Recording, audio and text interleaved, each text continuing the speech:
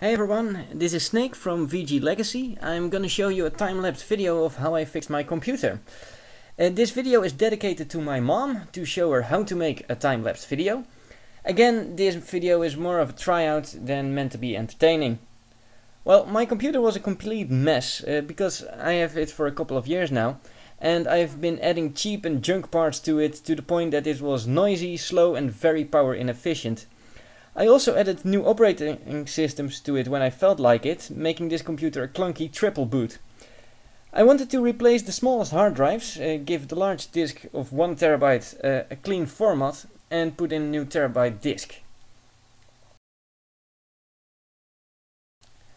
Well, as you can see, I'm now cleaning it. I'm trying to get a vacuum cleaner to get all the dust out.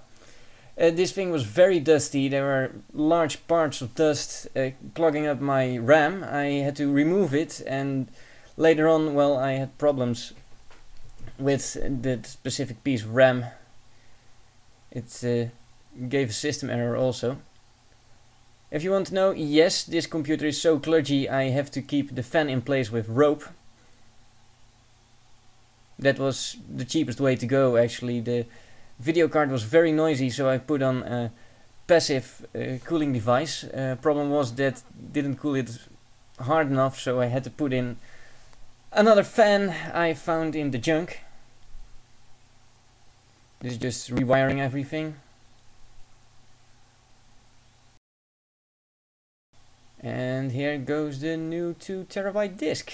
Woohoo! Or that was the first one, I don't know. I really pulled this thing apart.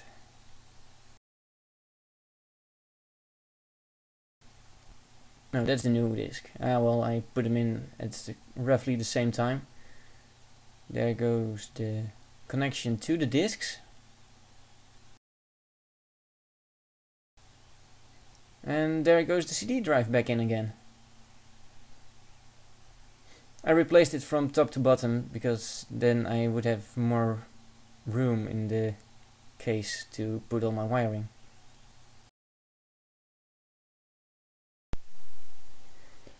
And this is a big of a problem because here I wasn't getting any screen. I didn't know what was the problem, so first I tried out if the screen was okay, then I tried out if the video card was okay, and eventually I found out that was my bit of RAM that was clogged up with dust. I just drowned everything in Contact 60 or Contact Spray, I don't know what it's called. It comes in a can, you put it on something and suddenly everything contacts. That went well, and I think we are going to the next point of view, I think. As you might notice, I was hungry at this point. Here I am backing up the data from the largest disk to the new disk. I did this by starting the computer with a Ubuntu Live disk and copy the data while in that environment. It turned out this is the fastest way to do. I got speeds of up to 30 MB per second. Strange enough, when I tried to copy from the 2 terabyte disk to the 1 terabyte disk with the largest as system disk, I got only half of that. If you know why, please let me know in the comments. The first time it took me 5 hours to copy, and the second time it took me like 10 hours, which is quite a large difference if you ask me.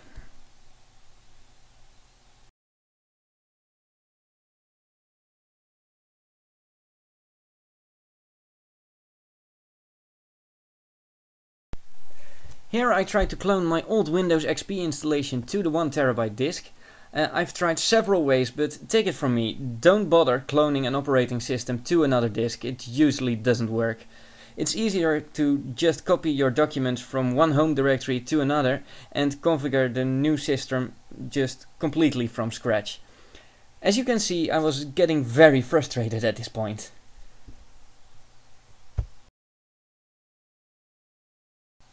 This was the next day, when I had copied all the data back to the original disk.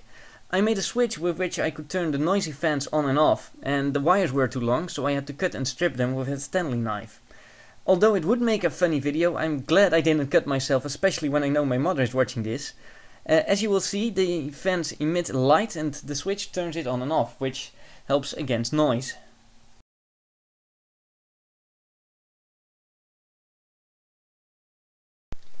now I look at it, the computer works a bit better now, but it still looks like a bit of a mess from here. I think the power supply has too many wires, I don't know.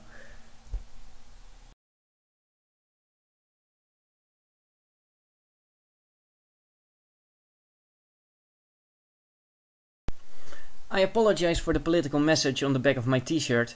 I believe in freedom of speech, but also in a time and place for everything, and a technical video is not the place for a political opinion. Again, sorry about that. So, again, I made a triple boot with Windows 7, Windows XP and Kubuntu. I know it's silly, but I just like backward compatibility, you know? I let the Linux grub manage the boot menu, and after I switched it back to grub legacy, I could add a nice splash image. So, thanks for watching. I do hope you got some enjoyment out of this video, and maybe you'll see some other videos pop up on, well, whenever I feel like it basis. Take care and have a nice day.